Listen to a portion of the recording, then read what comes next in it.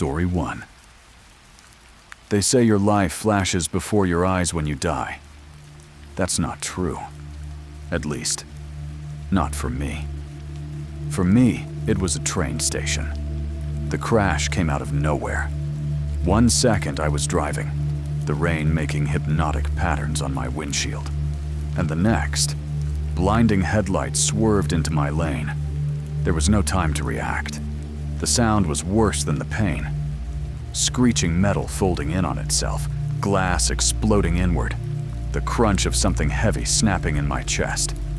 Then, nothing. No tunnel of light, no floating above my body. Just black. When I opened my eyes, I was no longer on the road. I was standing on a cold marble platform, the air so still it felt heavy. A ceiling arched far above me, disappearing into a haze of shadow. Everything was gray. The walls, the benches, even the flickering lamps that hummed weakly overhead. And there were people. Hundreds of them. They stood perfectly still, scattered across the platform, all facing the train tracks. None of them moved. None of them spoke. At first I thought maybe they were just waiting. But the longer I looked, the more wrong they seemed. Their clothes weren't right. Some were from decades past. A woman in a 1940s dress with a fur stole draped over her shoulders. A soot-covered miner holding his helmet under one arm. A barefoot boy in torn overalls clutching a stuffed rabbit missing an ear. Others looked even older, their outfits like something from faded history books. They didn't blink. They didn't fidget. Somehow, I knew. They weren't waiting for any train. They were waiting for their train. That's when I saw him. At the far end of the platform, weaving slowly between the unmoving passengers, a man was walking toward me. He didn't shuffle or hurry. Every step was deliberate, like he had all the time in the world. His head was up. His gaze was fixed on me. He was tall, impossibly thin, wearing a black conductor's uniform so pristine it almost glowed against the dull surroundings. But his skin was pale. Too pale, like candle wax that had never seen the sun. And his eyes. God, his eyes weren't eyes at all. Just two perfect circles of pure, lightless black. I tried to back away, but my feet were locked in place. When he came close enough, I could smell him. Rain-soaked concrete, mixed with something metallic. He stopped just inches from me, reached into his pocket, and pulled out a small notepad. Flipping it open, he spoke in a low, calm voice. "Not yet," he said. The words echoed through the station, though his lips barely moved. Then he smiled, a smile too wide, too sharp to belong to anything human. "You've missed your train," he continued, scratching something into the notepad. "We'll reschedule." I glanced down and realized he was holding my hand. I didn't remember giving it to him, but there it was, limp and cold in his grasp. He pressed something into my palm, then closed my fingers around it. The moment his hand left mine, the station went dark. I woke to blinding fluorescent lights, the steady beep of a heart monitor, and voices shouting over me. My chest felt like it was being crushed all over again.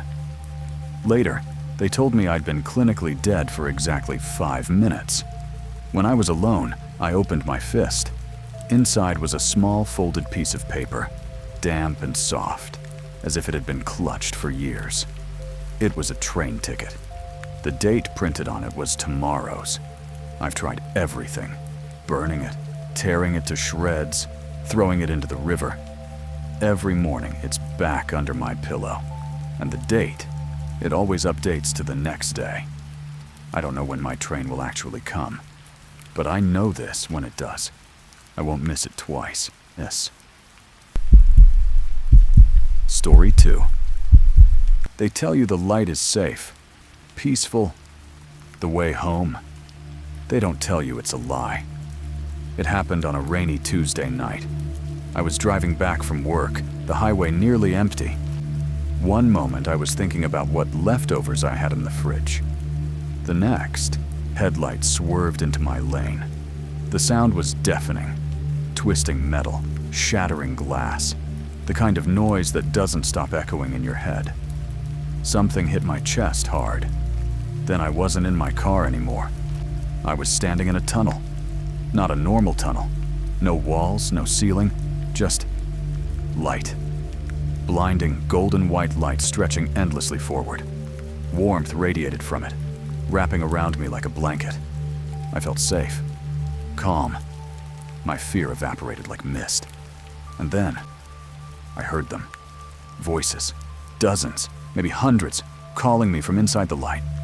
Some sounded familiar, like distant relatives I hadn't thought about in years. Others, not at all. But they all had the same tone. Urgent, but strangely sweet. Like they were coaxing me forward. I took a step. Not that way. The voice was so close I spun around. Standing behind me was Mark, my best friend, the one who died in a fire when we were 19. He looked exactly the same as the last time I'd seen him. Messy hair, the hoodie with the burn mark on the sleeve. But his expression was hard, serious. "You need to leave," he said. I tried to speak, but no sound came out. Mark stepped closer, his hand gripping my arm. His skin was cold, like he'd just been outside in winter. "That's not what you think it is," he said, jerking his chin toward the light. "It's not for you." I shook my head. My mind felt heavy, like I was moving through water. "But it feels safe," he interrupted. "That's the trick. Once you step in, you don't come back. And it's not heaven. It's not peace. It's just them." Before I could ask who they were, the voices in the light changed. They weren't sweet anymore. They were angry. The tunnel seemed to narrow, the glow flickering like a dying bulb. The warmth vanished, replaced by a cold so deep it burned. Mark's grip tightened. "We're out of time, trust me." He pulled me backward, not toward the darkness behind us, but into something thicker, heavier. It was like sinking into tar. The voices screamed. My vision blurred. My chest felt like it was being crushed from the inside. And then, I woke up. Fluorescent hospital lights. A nurse leaning over me, shouting for help. My lungs burned with each breath, my heartbeat ragged. They said I'd flatlined for just under 3 minutes.